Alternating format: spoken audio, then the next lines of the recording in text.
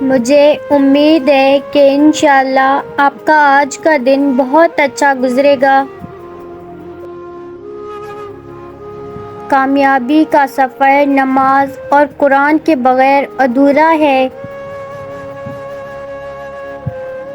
اپنے ارادوں میں مخلص رہو، تم اللہ کی مدد ہمیشہ ساتھ پاؤ گے۔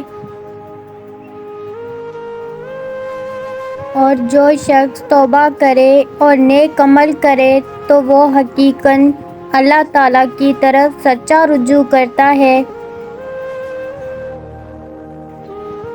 اور پھر تم اپنی دعاؤں سے جان جاؤ گے کہ اللہ سے بہتر تقدیر بدلنے والا کوئی بھی نہیں ہے۔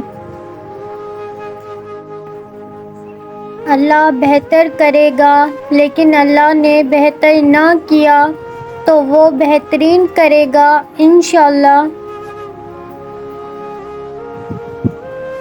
قبر کی تنہائی سے پہلے بھی قدرت ہمیں کئی بار تنہا کرتی ہے تاکہ ہم خالق سے تنہائی کی مضبوطی سمجھیں۔ حضرت علی رضی اللہ تعالیٰ عنہ نے فرمایا، انسان اپنی زبان کے نیچے چھپا ہے۔ ہمیشہ زندگی اس طرح بسر کریں کہ دیکھنے والے تمہارے درد پر افسوس کی بجائے تمہارے صبر پر رشک کریں۔ مسکراہٹ ایک تحفہ ہے، دیا کیجیے، لیا کیجیے۔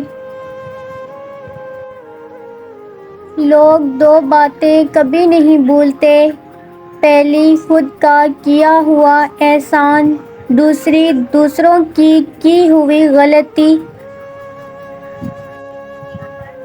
باپ کا بازو بیٹی کا سب سے مضبوط سہارا ہوتا ہے۔ دروازے ممکن کے بند ہوئے ہیں، اللہ کے در کے نہیں۔ اللہ ضائع نہیں کرے گا تمہاری دعا اور تمہارا صبر، وہ تمہیں مانگتا دیکھ کر خوش ہوتا ہے۔